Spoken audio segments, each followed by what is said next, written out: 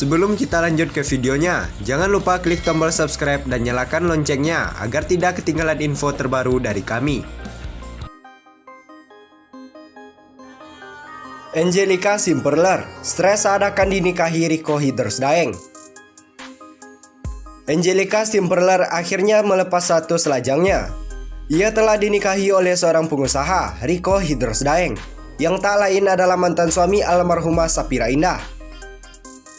Diakui Angelica Simperler, dirinya sempat diselumuti rasa cemas menjelang akan nikah. Namun setelah dinyatakan sah, semua berubah menjadi rasa bahagia. Itu lega banget karena memang dari kemarin-kemarin, semalam, tegang stres tapi bukan karena apa sih, karena untuk acara spesial ini.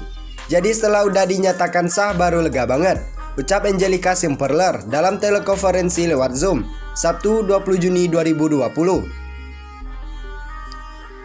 Menikah saat pandemi tentunya membuat Angelica Simperler dan Rico Hiddersdaeng sangat berhati-hati.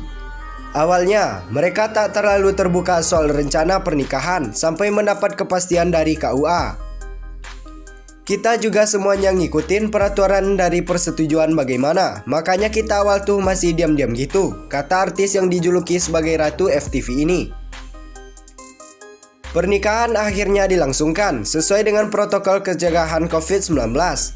Tamu yang diundang pun tidak banyak, akan nikah hanya dihadiri keluarga saja. Karena keadaan seperti ini, kan masih harus hati-hati, sudah dapat izin dari KUA, sudah aman, sudah diikuti semua prosedurnya. Dengan keterbatasan kita nggak bisa undang banyak dan keluarganya pun keluarga inti paparnya. Artis berusia 33 tahun ini meminta maaf karena banyak pihak yang tak diundang. Karena hal ini memang berkaitan dengan aturan yang harus mereka taati. Maaf semua keluarga yang lain dan teman yang gak bisa diundang. Alhamdulillah dari tempatnya sendiri kita ikutin. Kita cek suhu, kita pakai masker, masuk juga cuci tangan dulu. Cuma tadi pas hijab kabul agak kesusahan kalau pakai masker tuturnya. Setelah menikah, Angelica Simperler dan Rico Hiddersdaeng sepakat untuk tak menunda memiliki momongan. Langsunglah penginnya, karena dari usia juga, jadi penginnya langsung. Pokoknya sih sedikasihnya aja, namanya rezeki, tapi jangan banyak-banyak ya, ujar diiringi tawa. Ashanty memiliki rasa khawatir jika Aurel menikah di usia muda. Di tengah kabar jika Aurel Hermansyah akan memutuskan untuk menikah, ternyata terselip rasa sedih yang dirasakan oleh Ashanty. Bayang-bayang jika Aurel menikah dan akan berpisah secara fisik dari dirinya, mencuat di pikiran Ashanty. Walaupun hanya ibu sambung, namun kasih sayangnya kepada Aurel layaknya sebagai ibu kandung. Sedih makanya sebenarnya kalau satu saat sampai Aurel menikah, ya senang dan campur sedih. Yang membuat aku sedih karena gak mudah, kita udah 10 tahun bareng dijalani bersama, pasti sedih apalagi Azriel. Aku juga bilang ke Azriel, bahwa kamu juga bakalan pergi suatu saat nanti. Aku bayangin kak, nanti kamu suatu saat punya anak, terus dia jadi seorang bunda dan dia jadi suka ketawa sendiri. Tapi bahagianya, apalagi dia temukan pasangan yang cocok, pasti bahagia, ujar Ashanty dengan nada sedih. Ashanty mengatakan, jika dirinya menginginkan Aurel tidak menikah di usia muda karena menikah bukanlah keputusan main-main. Menikah menurut Ashanty akan banyak proses lika-liku yang tidak mudah untuk dilalui. Ashanty tidak melarang Aurel untuk menikah muda, namun ada sedikit kekhawatiran di hati Ashanty jika Aurel menikah di usia yang masih terbilang muda. Jodoh itu kan di tangan Allah. Kalau ditanya setuju gak Aurel menikah muda, ya jujur sebagai orang tua bukannya gak boleh, tapi ada kekhawatiran karena tidak semua orang yang menikah muda itu bisa melewati banyak proses. Menurut aku, yang menikah di usia tidak muda hanya ada banyak lika-liku. Di dalam pernikahan itu kan seumur hidup, bukan kayak pacaran bisa putus. Banyak pertimbangan, nasihat dan saran yang diberikan Ashanty untuk Aurel dengan keputusan untuk menikah di usia muda. Ada proses pencocokan kedua belah pihak dan keluarga. Namun, Ashanty tidak akan melarang jika garis tangan Aurel telah menentukan jodohnya di usia muda. Memang aku bilang sama kakak, selagi kita jatuh cinta itu semuanya pasti indah. Tapi pernikahan itu bukan hanya saat jatuh cinta, ada proses keluarga.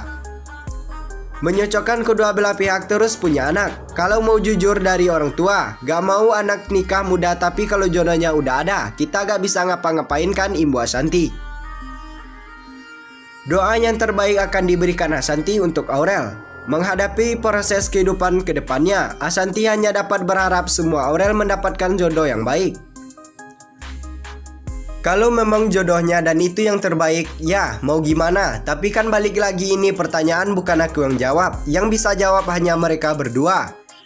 Kalau memang ternyata jodohnya baik, terus agama dan bertanggung jawab juga bisa membuat dia jadi anak yang lebih baik, mau gimana gitu kan, pungkas Asanti. Masih jomblo, Via Valen tak sabar ingin segera menikah. Selama ini, Via Valen tak pernah menunjukkan kedekatannya dengan pria. Meski sempat beredar kabar dekat dengan seseorang, ia membantahnya. Namun baru-baru ini, Via Valen mengaku iri melihat pasangan yang berdiri di belakangan.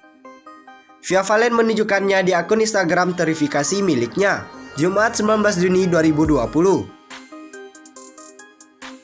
Dalam foto tersebut, tampak Via Valen mengenakan dress warna hijau dengan motif bunga.